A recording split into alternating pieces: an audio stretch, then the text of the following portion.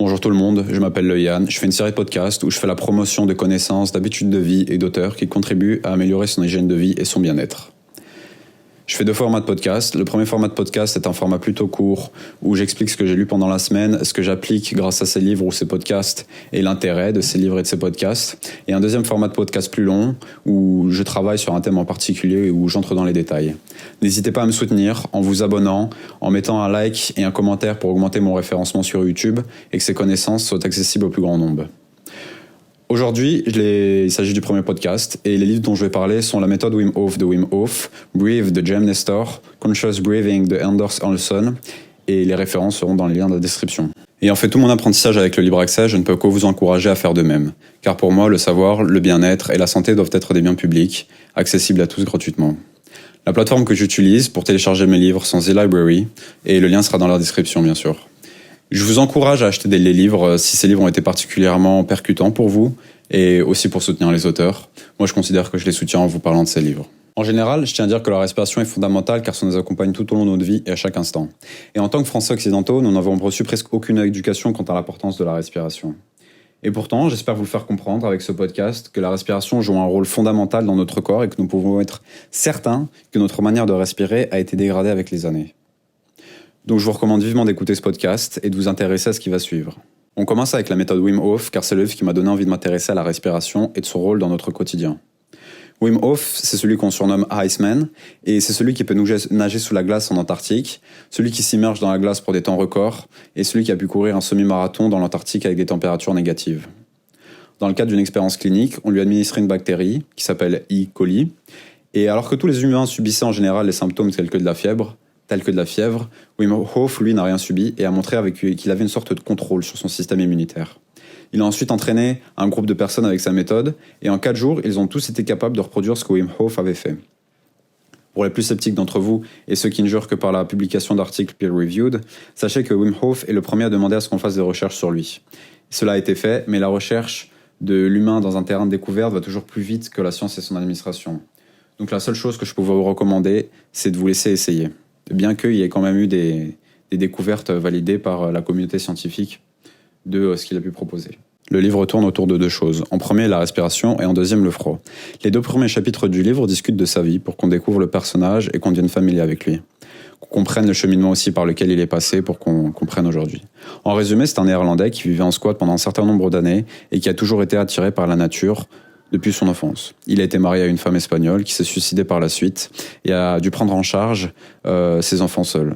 Il a découvert le rôle du froid à ses 17 ans quand il a été attiré par un lac d'eau froide et qu'il a voulu plonger dedans.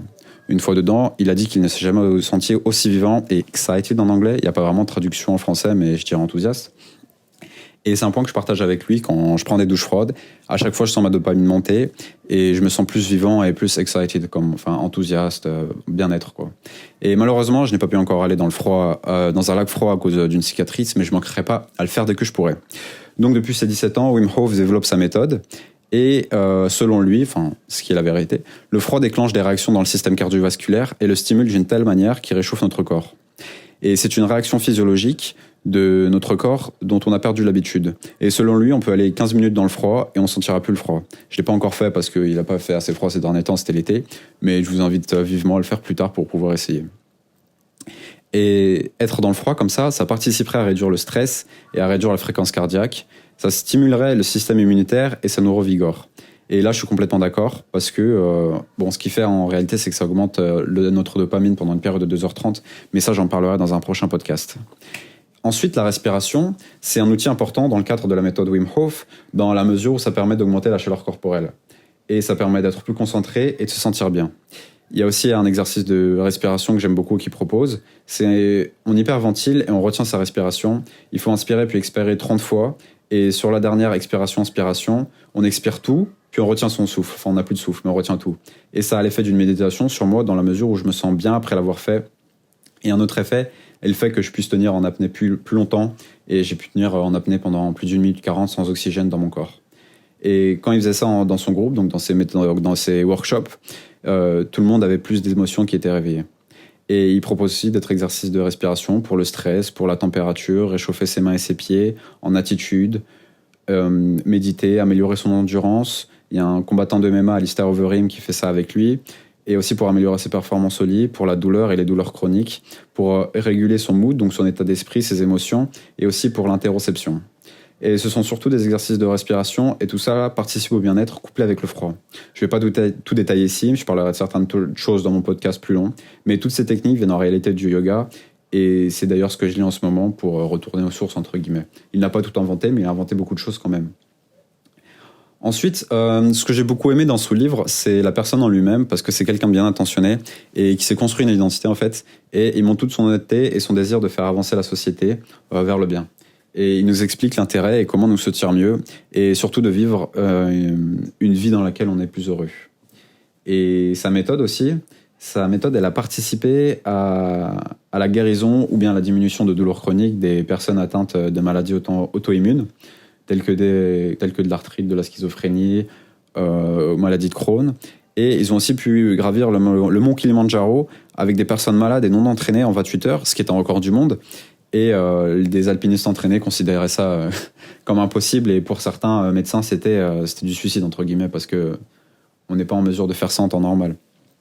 Et pour moi, c'est là qu'on voit que Wim Hof, c'est un reflet de ce qu'il est. C'est un homme qui dépasse l'entendement, qui a fait des choses qui nous paraissaient impossibles et qui est le premier à dire que les limites du corps ne sont pas celles auxquelles on pense, mais qu'il est plutôt possible de faire toujours plus en essayant. Et les citations que je retiendrai de son livre, ce serait le réel esprit, la réelle expérience du corps et de l'esprit, c'est celui d'un corps heureux, qui est en bonne santé et avec de la force. Et ensuite, notre esprit sont comme des chiens qu'on a attachés à des arbres. Et ensuite, on est limité seulement par la profondeur de notre imagination et de la force de nos convictions. Ensuite, le deuxième livre dont j'aimerais parler s'appelle Breathe de James Nestor. Donc pareil, il sera dans la description, la référence sera dans la description. Et celui-ci, il fait moins développement personnel, entre guillemets, puisqu'il se limite déjà à la respiration seulement, bien qu'il raconte quand même son histoire. Et comme j'ai vu que c'était un livre recommandé par Wim Hof, je me suis dit que c'était un best-seller, je me suis dit qu'il fallait que je le lise. Et franchement, si je devais noter une note de recommandation, je mettrais un bon 5, comme tous les autres livres. Mais vraiment, lui, je pense que c'est le plus agréable à lire. Et ne serait-ce que parce qu'il explique l'intérêt de comprendre de comment respirer pour être en bonne santé, pour le sport aussi, mais aussi parce qu'il donne des exercices de respiration. Et la chose la plus importante que j'ai retenue de ce livre, et que vous aussi vous devez faire, c'est que je me force de respirer par le nez, d'avoir une respiration qui soit lente, qui ne soit pas bruyante, qui soit posée. Bon, c'était quelque chose que je faisais déjà, mais qui est quand même important. Et il faut mettre le bout de la langue sur son palais et ne pas la laisser reposer. Il faut que les dents aussi se touchent à peine. Aussi, il faut respirer en utilisant son diaphragme et non pas ses muscles intercostaux, donc les côtes. Mais ça, je l'expliquerai avec le livre suivant. Et aussi, je dors avec un bout de scotch sur la bouche. Bon, ça peut paraître stupide, mais faites-le au réveil si vous avez la bouche sèche, sérieusement. Et pourquoi respirer par le nez ? Tout simplement parce que le nez, ça permet d'humidifier l'air. Et l'air devient chaud aussi. Et ça permet de aussi filtrer des particules qui se trouvent dans l'air. Donc ça, c'est la base. Et ensuite, pour ce qui est moins commun, c'est qu'il faut respirer par la bouche. Ça entraîne des déformations du visage, notamment aussi au niveau du centre du visage, aussi sur le haut des joues et sur le bas des joues. Et en général, ne pas mettre la langue comme il faut, la laisser reposer vers le bas, ça nous pousse à avoir un double menton. Et aussi respirer par la bouche, ça participe au désalignement des dents. Et tout ce que je viens de citer, ça rend entre guillemets notre visage plus moche. Donc respirer par le nez, ça nous rend plus beau. Je suis au montage et je vais juste rajouter une chose. Quand je parle de beauté du visage, c'est parce que je fais référence à une étude qui avait demandé à des participants de noter des visages selon leur attractivité. Et une certaine forme des joues, une certaine forme du menton et du centre du visage qui peuvent être améliorés par la respiration ont été notés comme étant un facteur qui rendait un visage plus ou moins harmonieux. Mais dans la réalité, ça marche pas tout le temps. C'est pas parce que vous avez ce défaut-là au niveau du visage que nécessairement vous ressemblez à rien. Et personne n'a un visage parfait et personne n'a un visage hyper harmonieux à part 2 ou 3 personnes. Donc c'est juste que ça va vous aider, si vous cherchez à changer la structure de votre visage, ça va vous aider à avoir un visage plus harmonieux, entre guillemets. Bien que certains n'en aient absolument pas besoin pour leur visage, quoi. Bon, bien sûr, tout cela est sourcé. Il y a eu des livres et des expériences, notamment sur des singes et sur des études cliniques, aussi sur des enfants qui ne pouvaient plus respirer par le nez. On a observé des désalignements de dents et des joues qui se modifient. Désolé, je me reprends. Donc je disais que l'auteur a servi dans une expérience clinique où il a arrêté de respirer par le nez en lui mettant comme du scotch, quoi. Et en fait, ce qui s'est passé, c'est qu'il a eu une augmentation de la pression artérielle, une diminution de la variabilité de la fréquence cardiaque, une augmentation de l'apnée du sommeil, des ronflements et une fatigue plus prononcée. Et ça a dégradé sa qualité du sommeil. Et de plus, respirer par la bouche, ça implique des voies respiratoires qui deviennent plus étroites, un palais qui est déformé en forme de V plutôt que de U. Et maintenant que ça fait 1 an que je respire qu'avec la langue sur le palais, ça stimule beaucoup plus ma mâchoire et elle s'est légèrement élargie. Je pourrais en dire plus, mais j'espère que vous avez vraiment compris l'intérêt de la respiration et de la respiration par le nez surtout. Et si vous voulez devenir plus beau et améliorer votre état de santé, vraiment surtout ça, et améliorer l'état de santé de vos proches, je vous le dis, ce livre doit être le prochain livre que vous devez lire. Et une citation du livre que je garderai cette fois-ci, ce serait que la plupart d'entre nous ne sont pas sensibles. C'est plus commun, spécialement dans notre monde moderne, de ne jamais expériencer des choses qui soient menaçantes pour notre vie, ou un stress intense ou un calme intense. C'est plutôt une moitié stress. On passe des journées à moitié réveillées, fatiguées, moitié réveillées, et aussi des journées où on subit une anxiété à moitié stimulée, donc on est loin de ce qu'on vivait avant. Et pour ce qui est de la suite, donc je disais, ne vous inquiétez pas, je vais faire un podcast plus important sur la respiration et beaucoup plus long. Ensuite, cette fois-ci pour le 3e livre, c'est Conscious Breathing, donc respiration consciente de Anders Olson.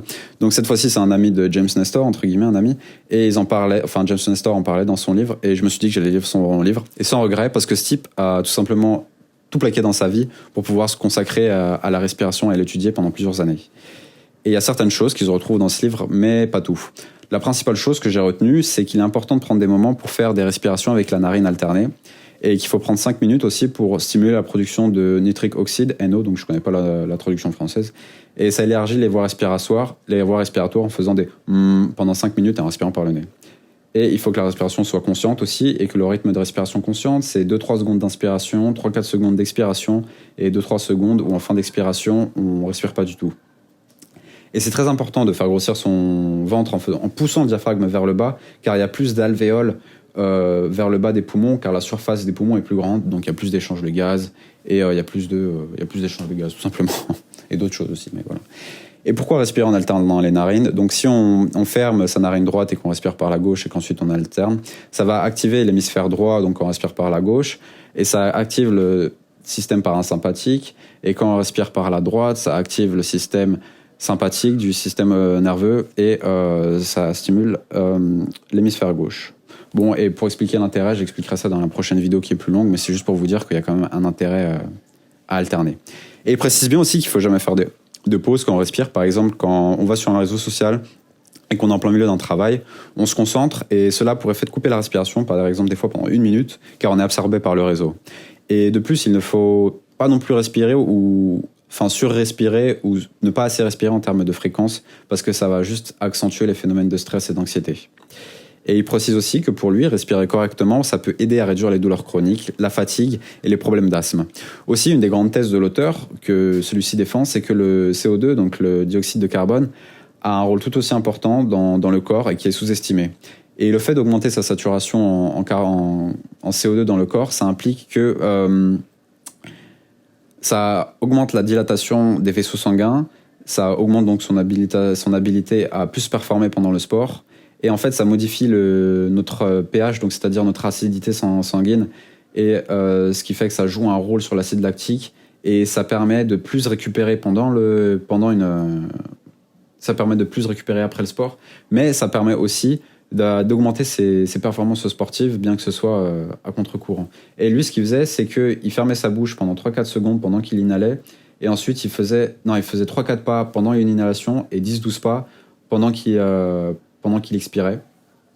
Et donc ça avait pour effet d'augmenter son carbone dioxyde dans le corps. Et de plus, voilà quoi.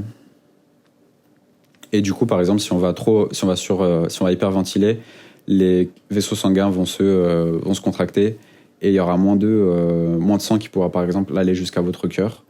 Et ce qui a pour effet aussi de faire que votre cœur travaille plus fort, vu que vous lui demandez plus de ressources, vu que le sang va passer moins facilement. Et ça peut aussi, par exemple, favoriser des problèmes de peau tels que l'eczéma, d'avoir un niveau de CO2 qui est trop bas dans son sang. Et ce qui est intéressant aussi dans ce livre, c'est qu'il propose des méthodes pour reapprendre à respirer, des techniques de respiration. Donc vraiment, je vous recommande la lecture de ce livre. Mais il faut savoir que les 2 livres, donc là de James Nestor et celui-ci de Anders Olsson, proposent tous les 2 des techniques de respiration que je détaillerai aussi, enfin pas tous, mais que je détaillerai dans mon prochain podcast. Et la citation, cette fois-ci, que je retiendrai de ce livre, ce serait comment est-ce que vous respirez dans votre vie quotidienne? Est-ce que votre vie consiste à être anxieux et sous tension? Est-ce que vous êtes tout le temps forcé à vous concentrer, à être tout le temps en mouvement et à devoir vous forcer à réveiller votre corps? Dans ce cas-là, vous avez plus de tendance à développer des habitudes de respiration qui soient plus tendues et qui soient plutôt mauvaises pour vous, mauvaises pour votre santé et qui vont juste amplifier les situations dans lesquelles vous êtes déjà. Ensuite, pour finir, ce que je dirais, c'est que le premier livre, il se lit vraiment comme une histoire et une invitation à venir découvrir ce monde de la respiration. Le deuxième, vu que c'est un journaliste, c'est à la fois scientifique, c'est à la fois avec du storytelling, alors que le troisième, il se repose totalement sur des articles scientifiques, et donc c'est très très sourcé au niveau des articles scientifiques. Donc voilà, j'espère que ça vous aura donné envie et de vous pencher sur le sujet, et de lire au moins un de ces livres. Et chacun de ces livres a un style différent qui conviendra donc à différentes personnes. Et je vais encore me répéter, mais bien souvent on pense savoir, mais on n'imagine pas l'étendue de notre ignorance. Alors soyons humbles et pensons non plus bêtes que ce que nous pensons de nous-mêmes. Et faites ce premier pas, c'est gratuit, c'est agréable à lire, et ça peut nous inciter à ne pas rester immobile, bien que nous ayons envie d'avancer. Je vais créer un salon Discord que je vous invite à rejoindre, que ce soit pour partager des livres, des expériences, des pratiques, des habitudes et pour discuter. Bien sûr, je demande à chacun de le faire avec le moins de fautes possible en français et de s'exprimer avec respect et gentillesse. Ensuite, mon prochain épisode, du coup, ce sera dans une semaine. Je continue à lire des livres sur la respiration, mais ce que je lis, c'est des livres de yoga, donc d'origine indienne et d'origine chinoise, donc taoïste aussi. Et puisqu'en fait, ça a été étudié par les 3 auteurs. En fait, leurs techniques, c'est un peu des techniques qui sont vieilles, quoi, qui ont des milliers d'années. Donc, ils redécouvrent ce qui existait déjà et j'ai envie de retourner à la source, entre guillemets, pour comprendre encore plus. Et donc, je vous invite à laisser un commentaire pour me dire ce que vous avez pensé de ce format, si vous avez des suggestions, des questions et des avis sur ce qui a été dit. Pouce bleu vers le haut, un abonnement pour me soutenir et pour le référencement, un commentaire et à la semaine prochaine.